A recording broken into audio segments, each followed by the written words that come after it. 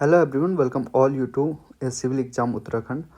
और आज हम डिस्कस करने जा रहे हैं, एक क्वेश्चन डिस्कस करने जा रहे हैं। एक यूपीएस जो उत्तराखंड पीसीएस मेंस अभी देने जा रहे हैं, एक स्टूडेंट ने मुझे एक क्वेश्चन भेजा था और उन्होंने मुझे पूछा था कि सर जो ये क्वेश्चन है इसमें हमारी अप्रोच किस तरीके की होनी चाहिए। तो मैं ये भी बताऊंगा कि इन्होंने जो क्वेश्चन को किस तरीके से टैकल किया है और साथ साथ में क्वेश्चन की अप्रोच किस तरीके से होनी चाहिए थी। ठीक है, तो पहले मैं आपको क्वेश्चन पढ़ा के दिखा देता हूँ, फिर मैं दिखाऊंगा कि इन्होंने किस तरीके से इस क्वेश्चन की जो अप्रोच है उसको उसको यहाँ पे इस किस अप्रोच से लिखा है, और फिर मैं अपनी अप्रोच बताऊंगा और किस तरीके से इन तरीके के क्वेश्चन को सॉल्व किया जाता है। ठीक है, तो सबसे पहले क्वेश्चन पढ़ते हैं यहाँ पे। Non performance of duty by a public servant is a type of corruption. ठीक है, do you agree with this statement, explain logically. ठीक है, तो यहाँ पे बताया गया है कि नॉन परफॉर्मेंस ऑफ ड्यूटी, अगर कोई पब्लिक सर्वेंट अगर ड्यूटी को नहीं परफॉर्म करता है तो ये एक टाइप ऑफ करप्शन है। क्या आप इस चीज़ से एग्री करते हैं? इस चीज़ को लॉजिकली एक्सप्लेन करो। तो सबसे पहले मैं आपको ये बताता हूँ कि जो ये स्टूडेंट है इन्होंने किस तरीके से इस क्वेश्चन की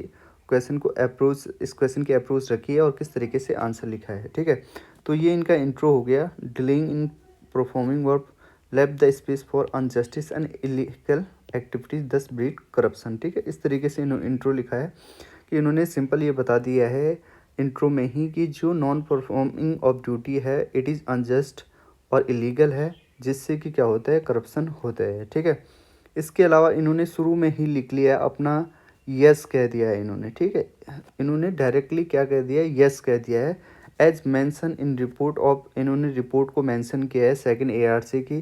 ठीक है, उसमें इन्होंने बताया है कि किस तरीके से लिखा है कि नॉन परफॉर्मेंस ऑफ ड्यूटी एक करप्शन होती है। ठीक है, इसके अलावा इन्होंने यहाँ पे लिखा है कि how non performance of duty is a corruption.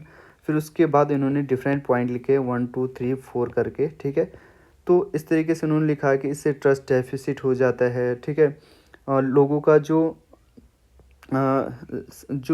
जो पब्लिक सर्वेंट में जो ट्रस्ट है वो क्या हो जाता है, कम हो जाता है। इसके अलावा people left assuming that only by giving bribe their work can be completed. तो इससे ये भी पता चलता है कि लोगों में ये एक धारणा पैदा हो जाती है कि हम ब्राइब देंगे तभी जाके हमारा काम कंप्लीट होगा। इसके अलावा रेड टेपिज्म होता है। इसके अलावा एक कल्चर होता है संस्कृताइजेशन ऑफ करप्शन। तो ये सारी चीज़ें है कि करप्शन का एक कल्चर बन जाता है जब नॉन परफॉर्मेंस ऑफ ड्यूटी होती है। और इसके अलावा इन्होंने लिखा है, फिर इसके अलावा इन्होंने लिखा मेजर रिक्वायर्ड कि क्या क्या ऐसे मेजर्स हैं जो हमें लेने चाहिए। ठीक है, जैसे जैसे इन्होंने लिखा है एंटी करप्शन मोबाइल ऐप हो गया, पब्लिक अवेयरनेस हो गया। फिर उन्होंने गवर्नमेंट के इनिशिएटिव बताए गए हैं। ठीक है, सीबी ग्राम हो गया, प्रगति प्लेटफॉर्म हो गया। इसके अलावा empower public through RTI act and which is a very good approach that has been right by the this, जो भी ये यहाँ पे ये एस्पिरेंट है। ठीक है, बट मेरा मानना यहाँ पे है कि जो ये इस तरीके से आप जो इस तरीके के क्वेश्चन होते हैं इनको हैंडल करने की जो अप्रोच होती है वो हल्की सी एक पॉजिटिव ओरिएंटेड होनी चाहिए आपकी। क्या होनी चाहिए? पॉजिटिव ओरिएंटेड होनी चाहिए। ठीक है, ओरिएंटेड होनी चाहिए। अब पॉजिटिव ओरिएंटेड या सॉल्यूशन ओरिएंटेड होनी चाहिए। ठीक है, आपको क्या करना है, डायरेक्टली यस या नो में जवाब नहीं देना है। आपको डायरेक्टली यस या नो में जवाब नहीं देना है इस तरीके के क्वेश्चनों में।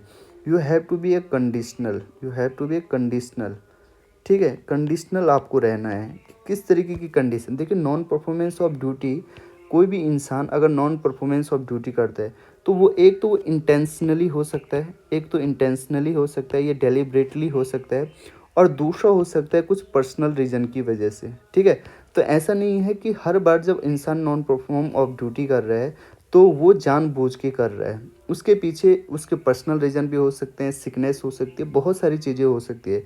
तो वहाँ पे आपको कंडीशनली रहना है, वहाँ पे आपको कंडीशनली रहना है। तो अब देखिए अप्रोच किस तरीके से होनी चाहिए वो मैं आपको यहाँ पे बताता हूँ। ठीक है, तो जब यहाँ पे नॉन परफॉर्मेंस ऑफ ड्यूटी की बात करी थी तो सबसे पहले इन्होंने इंट्रो लिखना था। ठीक है, एक मिनट रुकिए ज़रा सा।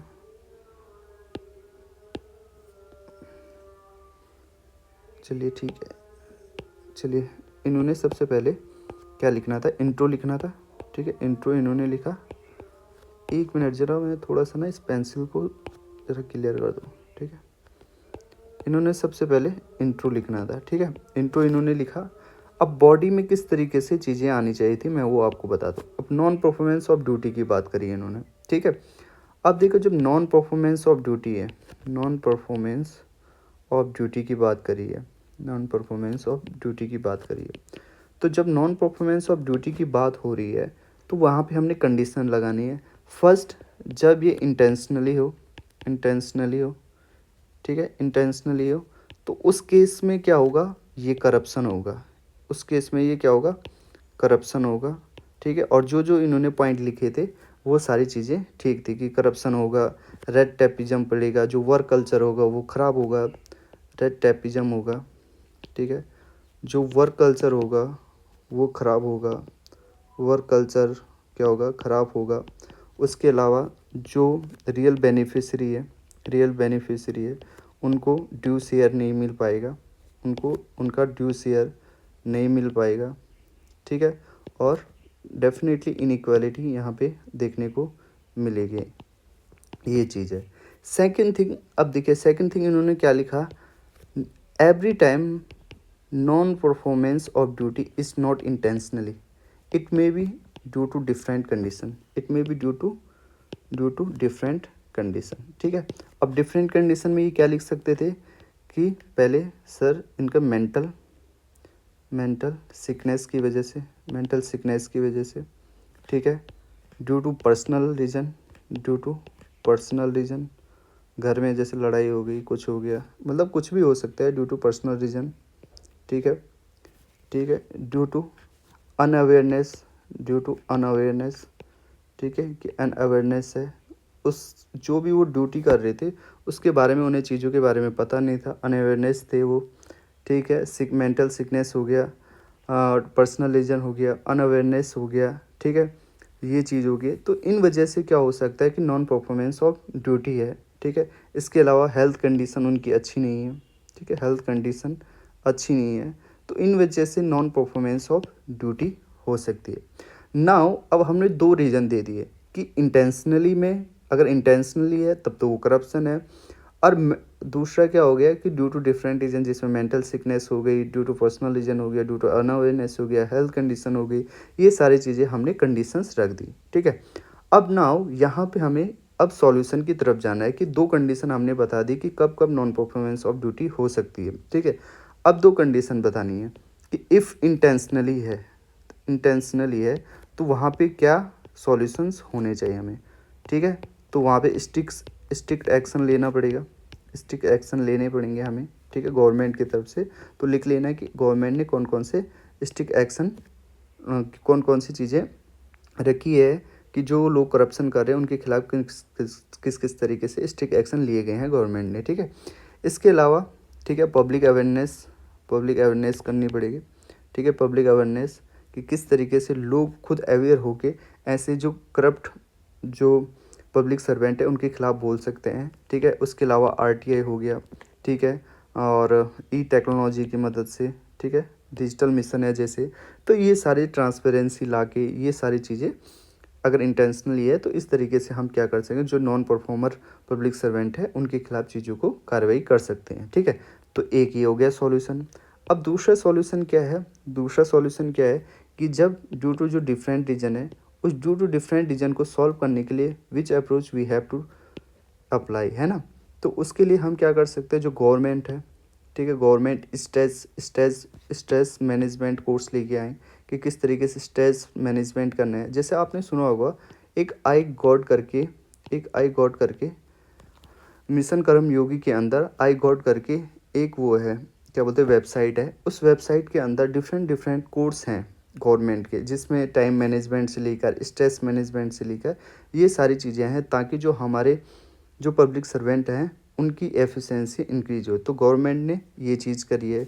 इसके अलावा डिफरेंट ट्रेनिंग, उनकी ट्रेनिंग हो, ठीक है, ट्रेनिंग हो, डिफरेंट ट्रेनिंग हो कि किस तरीके से चीज़ों को टैकल किया जा सकता है। जब आपके पास इस तरीके की मेंटल सिकनेस, पर्सनल रीजन हो, तो वहाँ पे आप किस तरीके से चीज़ों को मैनेज करेंगे, तो उनकी ट्रेनिंग हो गई, ठीक है, अवेयरनेस प्रोग्राम हो गए, अवेयरनेस प्रोग्राम हो गए, ठीक है।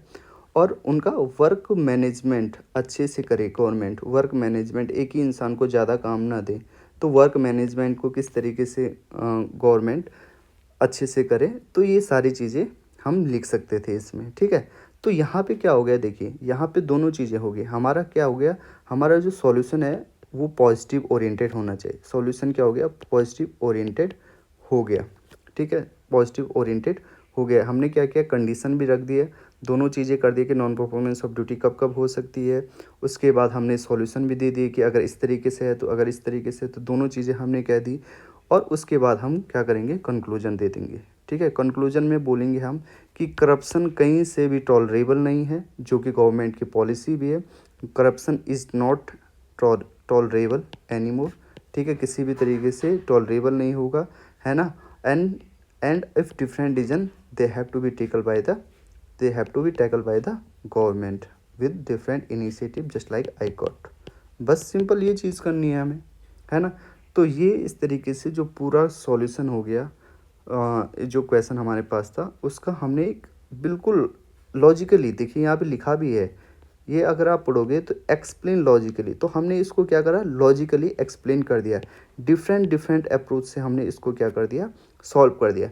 बट अगर आप, जो ये एस्पिरेंट है जिन्होंने मुझे कॉपी भेजी थी, जो इनका आंसर है, आप देखोगे इनकी अप्रोच बिल्कुल ठीक है। अप्रोच मतलब अप्रोच इन द सेंस जो इन्होंने लिखा है वो तो ठीक है, बट जो क्वेश्चन है उसको हॉलिस्टिकली किस तरीके से लिखा जाता है, डिफरेंट डिफरेंट एस्पेक्ट्स को किस तरीके से छुआ जाता है, वो मैंने आपको यहाँ पे बता दिया है। तो आई होप आप चीज़ों को समझ गए होंगे कि जब भी आपके पास कोई भी क्वेश्चन आता है उसको किस तरीके से आपको टैकल करना है। अब इतनी चीज़ें आपको समझ में आ गई होंगी इस पर्टिकुलर क्वेश्चन से, ठीक है। तो आप कभी भी क्या डायरेक्टली यस नहीं लिखना है, और कोई भी अगर आपका जैसे इंट्रो है तो इंट्रो में ही आपको चीज़ें स्पष्ट नहीं कर देनी है कि हाँ मैं अब इस तरीके से क्वेश्चन लिखने वाला हूँ। इंट्रो में बस आपको जस्ट ये दिखाना है कि हाँ कुछ इस तरीके से है और अब मैं आगे किस तरीके से लिखूँगा। इंट्रो में ही अगर आप चीज़ों को क्लियर कर दोगे तो आपके पास बॉडी के लिए कंटेंट नहीं बचेगा, ठीक है। तो आपको जस्ट एज ए स्टेटमेंट रखनी है और बिल्कुल इसको थोड़ा सा बिल्कुल एक्सप्लेन नहीं करना है इंट्रो में चीज़ों को, ठीक है। इस इंट्रो में चीज़ों को थोड़ा सा क्या रखनी है, वेग रखनी है चीज़ों को, ठीक है। उसके बाद बॉडी को आपको अच्छे से एक्सप्लेन करना, और कंक्लूजन आपका पॉजिटिव होना चाहिए, कंस्ट्रक्टिव होना चाहिए और फ्यूचर ओरिएंटेड होना चाहिए, ठीक है। तो कोई भी जब भी भले आपको क्वेश्चन थोड़ा सा नेगेटिव दिया हो, जैसे कि ये क्वेश्चन है हल्का फुल्का क्या है, नेगेटिव सेंस में है, ठीक है, बट आप एज एन एडमिनिस्ट्रेटर आपको चीज़ों को बिल्कुल कंस्ट्रक्टिव लेना है, ठीक है। अगर आप चीज़ों को नेगेटिव में भी ले रहे हो तो उसको कंस्ट्रक्टिव वे में लेना है, ठीक है।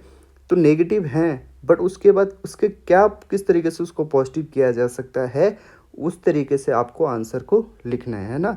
तो आपको हमेशा कंस्ट्रक्टिव होना है, पॉजिटिव रहना है चीज़ों के लिए, और उस तरीके से अपने आंसर को लिखना है, ठीक है। आई होप इतनी चीज़ें आपको क्लियर हो गई होंगी। और एक बार लास्ट में ये कहना चाहूँगा कि अगर आप भी हमें अपनी कॉपियाँ भेजना चाहते हैं तो सिविल एग्ज़ाम उत्तराखंड का जो टेलीग्राम चैनल है वहाँ पे आप अपनी कॉपियाँ हमें भेज सकते हैं। वहाँ पे हम आपकी कॉपियाँ डेली बेसिस पे चेक करते हैं, जैसे कि मैंने इनकी कॉपी चेक करी थी, उसी तरीके से हमारे साथ 3-4 स्टूडेंट और भी जुड़े हुए हैं। अगर आप भी जुड़ना चाहते हैं तो प्लीज़ हमारे टेलीग्राम चैनल को आप वहाँ पे ज्वाइन कर सकते हैं, अपनी कॉपी वहाँ पे भेज सकते हैं। तो आई होप इतनी सारी चीज़ें आपको क्लियर हो गई होंगी। तो अभी के लिए इतने रखते हैं। थैंक यू दोस्तों।